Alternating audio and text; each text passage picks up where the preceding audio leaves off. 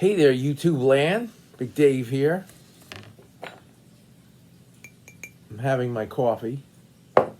So I'm going to do some viewer questions today. And the first one is going to be about adjusting an older Zebco Feather Touch. All right, so the main thing that happens with these is that the casting button goes out of adjustment. So I'm going to take off the disc to show you something. If you've never had one of these apart, here's the front disc. Now, you see, this is the brake. This is what they call this is the Feather Touch brake. And when you push in the button, after you cast, if you want to lightly push on this, it will slow down the speed of your line. And there were quite a few Zebcos that had these. I have them up until, I don't know, I guess the mid-70s, I would say, that still have this. I don't know if there's after that, because then it kind of got a different design by what I call the Brunswick model, which comes a little bit later. It's different after that. So anyway, let's just stay on the topic. This is a Feather Touch. All right. Now, I showed in another video where you might have to re-glue this ring, or even get a new O-ring to put in there. And at one time, you could still get the whole brake piece available as a part. I have a few here that I ordered a while ago. But anyway, so there it is. Okay, now here's what the deal is in the back. It has to push in. There's a pin that comes out in the front. There's the pin. And that pin goes into here. And then it activates this pin, which is your casting pin, to go in. So what you have to do, I'm going to put this back on. All right, what you have to do is take the back off. You have to take the back off. Okay, and you're going to see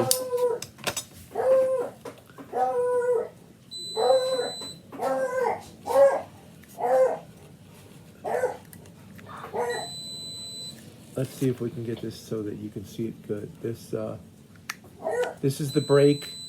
This is the brake actuator in the back. And it goes down. And also, this is the center pin that pushes out and activates the casting disc. Okay, so this is usually what's out of adjustment. There's a center pin here, and sometimes it's broken off. If it's broken off,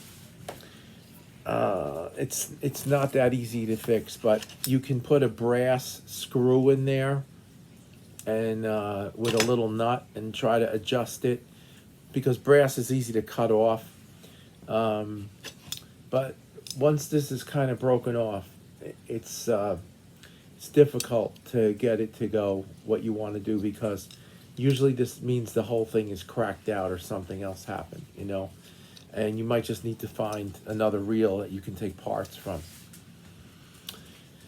But anyway, here's the spring. This big metal spring that's on here.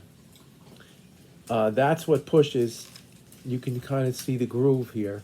That's what pushes on this first to actuate this. And then the pin is sent down by the center, that little plastic thing.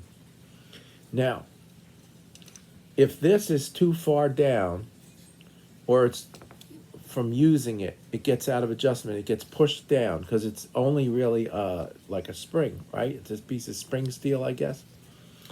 So what you might have to do is just flip this open, and you got to be careful because its stuff is old already, right?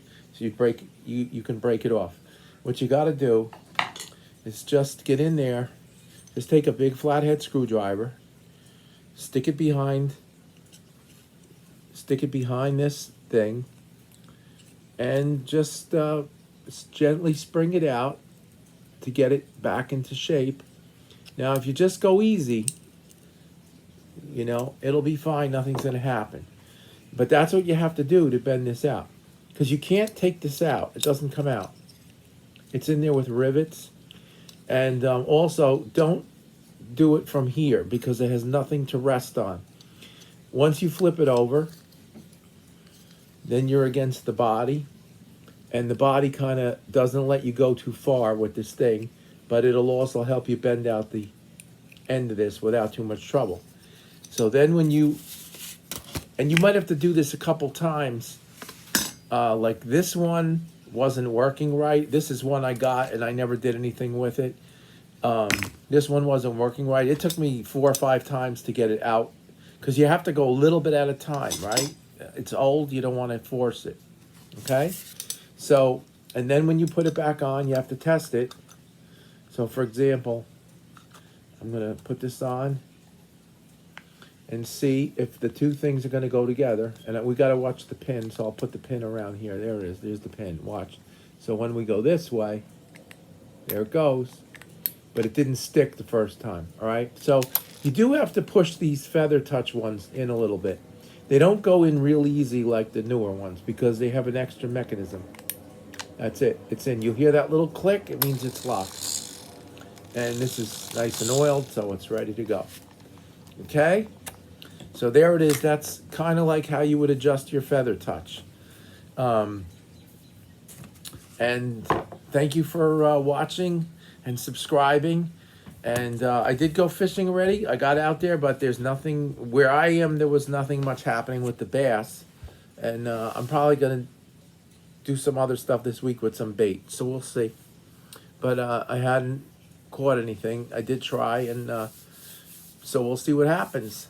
Okay, so everybody have a good season, and I'll be putting up some other videos of viewer questions because I have another one about, as a matter of fact, I'm going to do that one next after this, and that's going to be a regular authentic, what they call the authentic series problem on here. I'll show you, and it'll come up on another video. Okay, have a great day. Bye-bye.